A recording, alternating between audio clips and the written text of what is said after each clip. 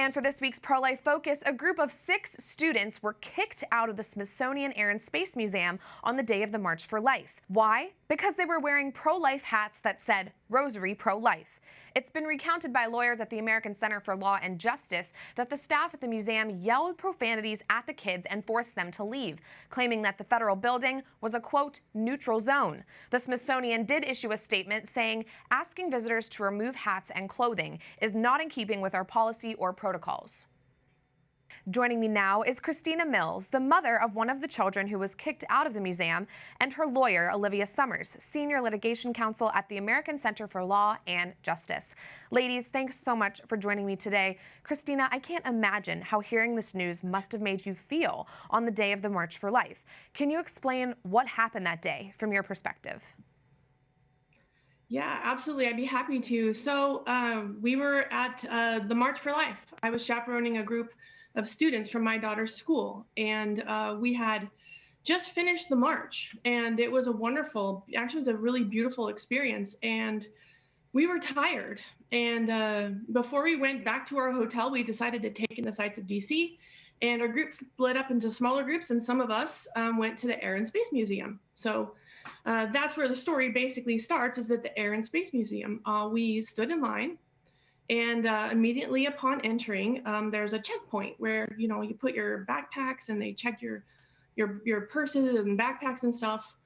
And at that point, we were asked to remove our hats. And here's the hat, right? It says pro-life, right? It's not like a very, it's not, anything, I don't know, controversial. Sure.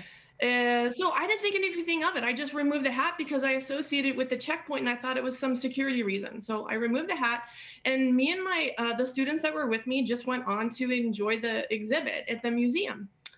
And after touring a while, we kind of met up with some other students over by the escalator, and they were very upset. They came to me and they said that 2 security personnel from the museum had asked them to remove their hats. And this time they said why. And I was just shocked because they clearly said that the reason they wanted them to remove their pro-life hats was because of the pro-life message.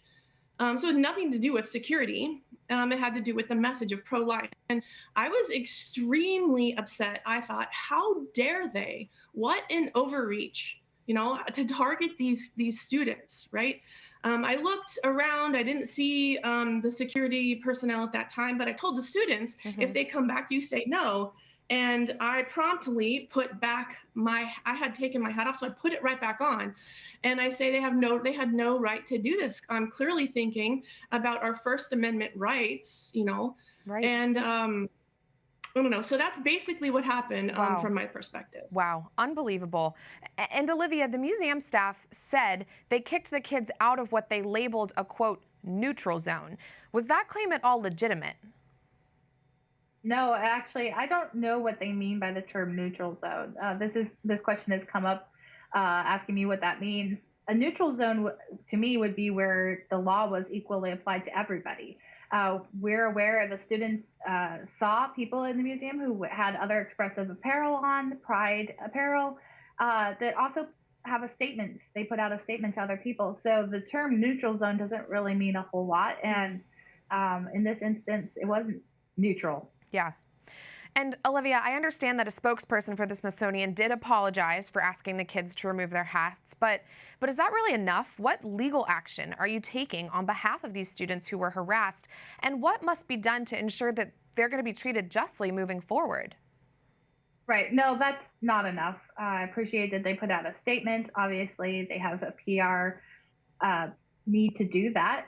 But we filed a lawsuit on behalf of these students and parents on Monday evening. So we're pursuing legal action to make sure that the Smithsonian is held accountable and that this does not happen again, and to get to the bottom of why it did happen in the first place. Sure. And Christina, we have about 90 seconds left, but I just want to ask you quickly, what did you say to your daughter upon hearing what had happened, and how are you encouraging her and her friends to stay true to what they believe in through all of this?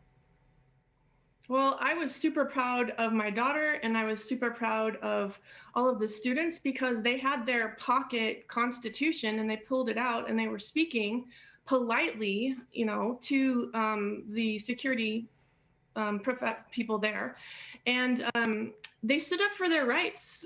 They know what's in the Constitution because that's what we teach in our school. So I would just like to tell everybody, like, what's in your school? Hopefully they're teaching the Constitution and what our First Amendment rights are. And now we have to take it further, right? Because we need to get to the root of this kind of toxicity that's prevalent in federal organizations and root it out because it's a cancer and we shouldn't stand for it anymore. So that's my message to the students. Don't roll over at all. We have these rights, okay? Yeah. And the neutral zone is not in the Constitution. Mm-hmm. Christina, you're a good mom, and those are some brave kids. Thank you so much, both to you, Christina, and to you, Olivia, for joining us today. God bless you. Thank you.